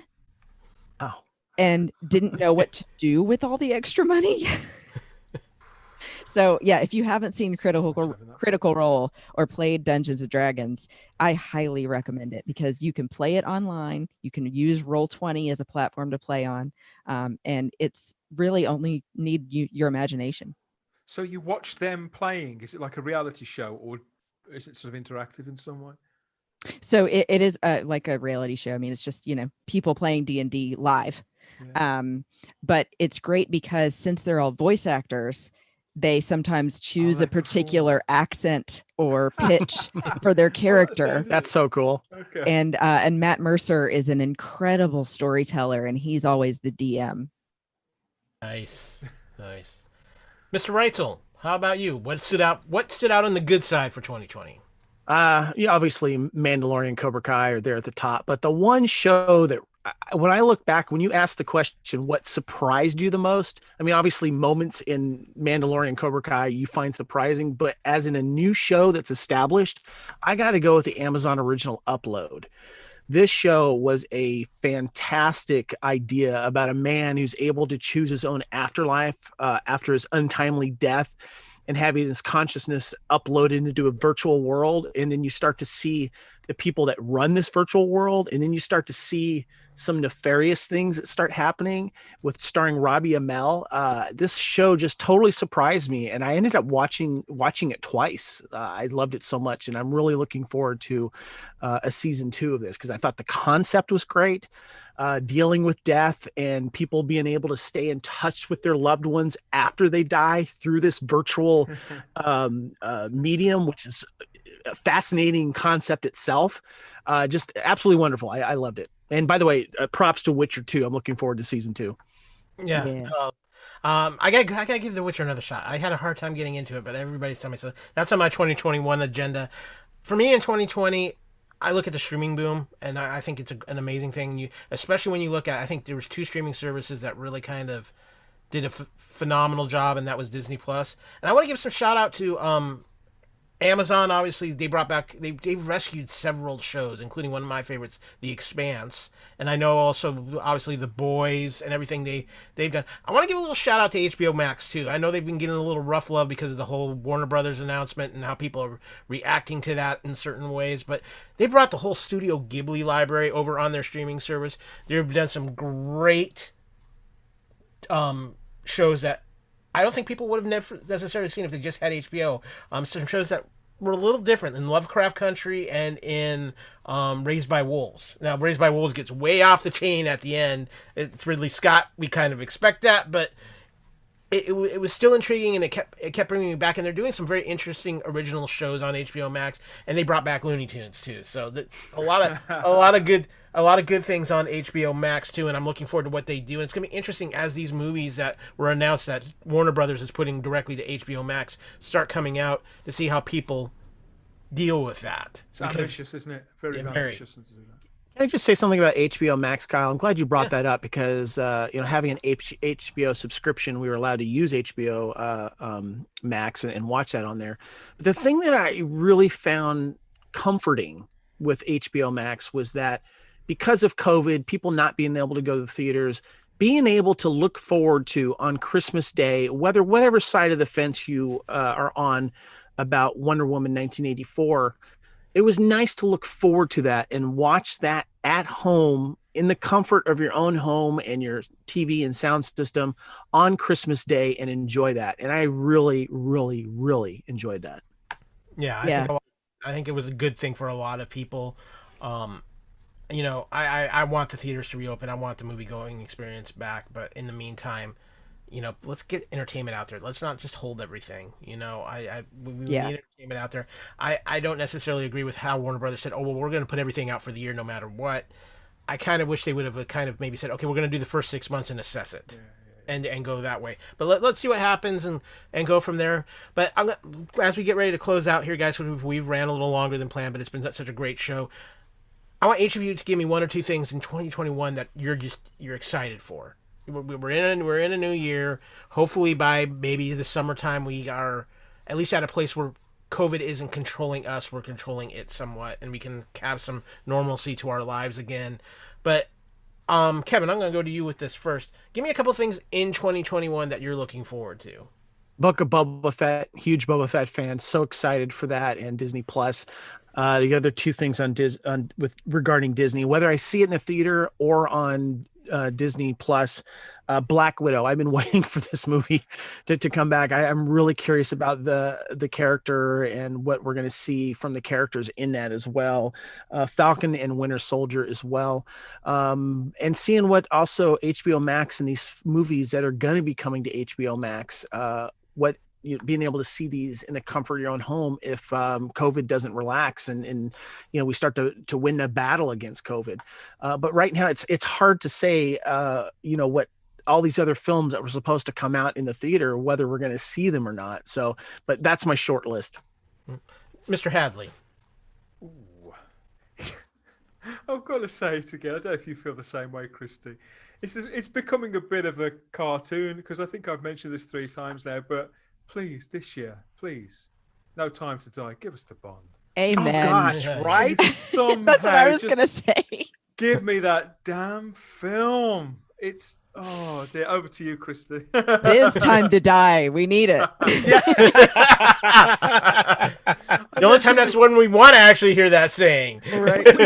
When we started this show in September, Christy, Kyle asked me the same question. What are you looking forward to the rest of the year? And I said, the Bond film, No Time to Die. Yeah. Now it's no time to wait. Let's bring it out. Yeah, exactly. Yeah. I didn't get to tell you this before, Dan, but I have the box set that has every Bond film in it in physical media. So, I need to add that one to the stack, but also just really anxious to see where the story goes, especially moving on after Craig. I want to continue having Bond films. I think that they're still doing a good job telling Bond's story. So, No Time to Die. And for me, also season 2 of The Witcher. I think for me this year, one other thing I want to add to Kevin, we've talked about this on Union Federation, the year of Star Trek. Now, whether you enjoy Discovery and what they're doing, the point is we had 3 new Star Trek shows in 1 year. We had Picard, we had Discovery, we had Lower Decks. Lower Decks was a blast.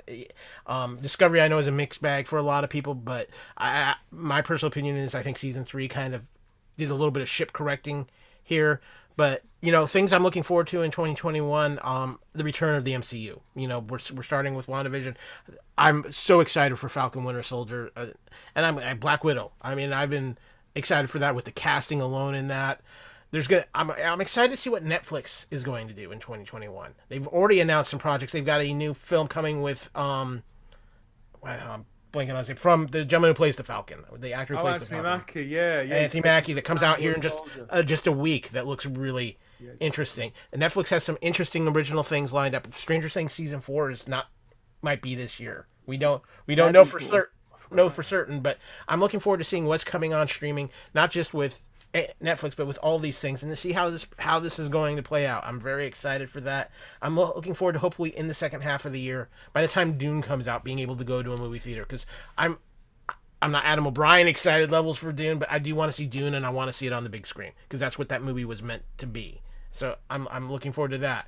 I want Bond to come out. I'm also looking forward to, real quick guys, maybe the announcement, maybe change. And when I say that, as we talked about Jodie Whittaker leaving Doctor Who, maybe in the announcement of who's going to be the new Doctor, maybe an announcement of who's going to be the new Bond if No Time to Die ever makes it out.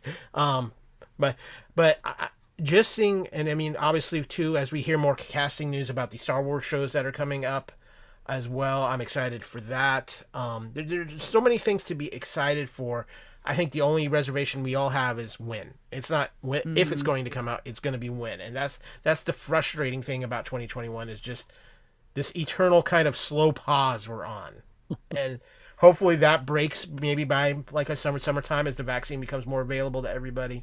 But there's a lot to look forward to. And Kevin, I know this. We might have to do Culture Clash every other day at some point because of all the stuff.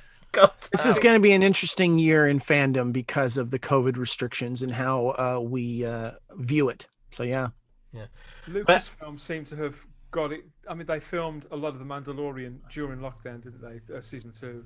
And if they can achieve something as full as that, then potentially, I know they've got a few quid. They're not they're not short of money at Lucasfilm.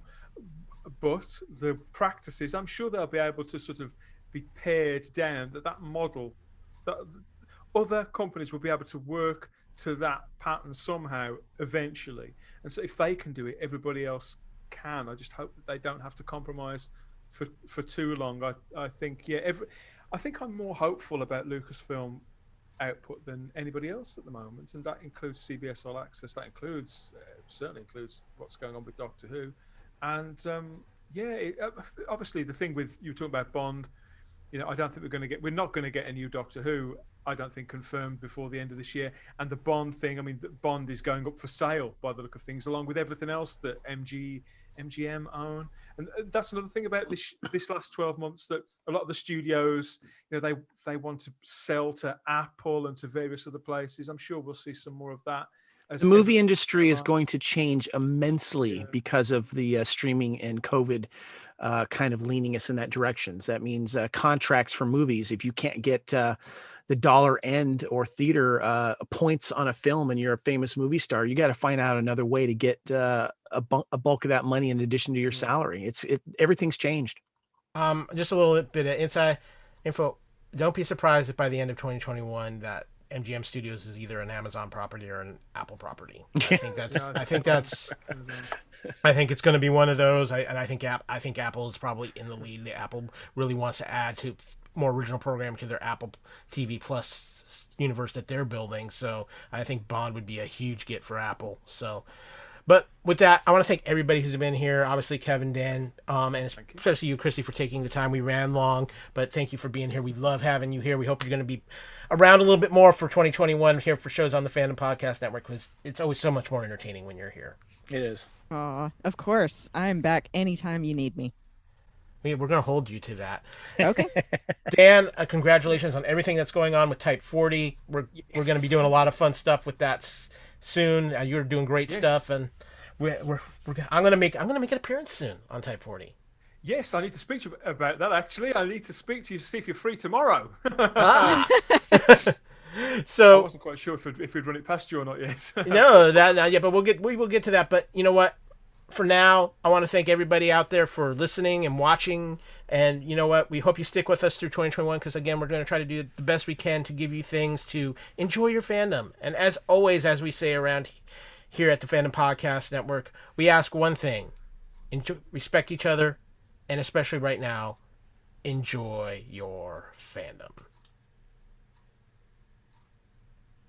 And we're out. I don't know why I'm not getting sound, but we are out. Yeah, I'm not hearing it either. Yeah. Oh, it still says live on my end. Yeah, well, and I am ending the live. Just a thank you to all the people in the chat. Thank you, YouTube. Thank you. Thank you.